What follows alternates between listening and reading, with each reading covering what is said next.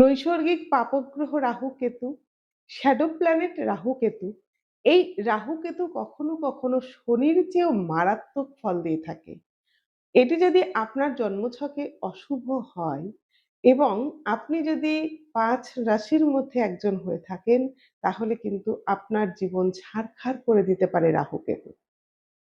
আমি ভিডিও শেষে জানাবো কোন ৫ রাশির জন্য রাহু কেতু খুব বিপজ্জনক। সে খারাপ অবস্থানে থাকলে অনেক মারাত্মক ফল দেবে। তবে এই রাহু কেতু যেমন একটা মানুষকে ভিখারি থেকে রাজা করে দিতে পারে, আবার রাজা থেকে ভিখারিও করে দিতে পারে।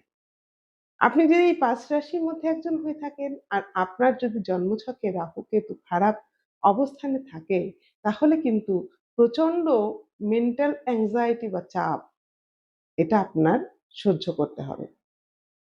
আপনার জীবনে কর্ম চলে যাওয়া, বিভিন্ন ধরনের অ্যাডিকশন ইত্যাদি কিন্তু যোগ হয়ে যাবে। সব কাজে বাধা।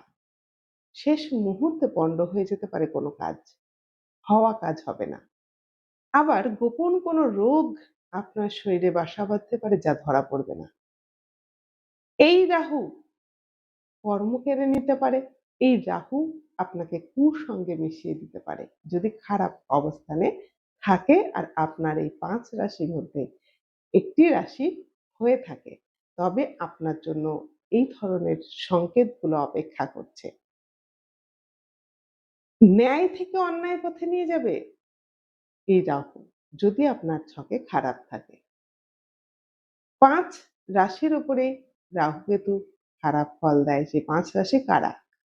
মেষ রাশি, কর্কট রাশি, সিংহ রাশি, বৃশ্চিক রাশি এবং মীন রাশি।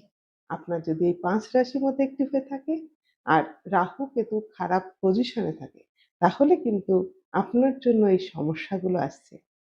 আপনাকে যথাযথ প্রতিকার করতে হবে। আপনার ব্যক্তিগত জন্মছকটি বিশ্লেষণ করতে হবে। তারপর আপনি এই ফল পেতে পারেন।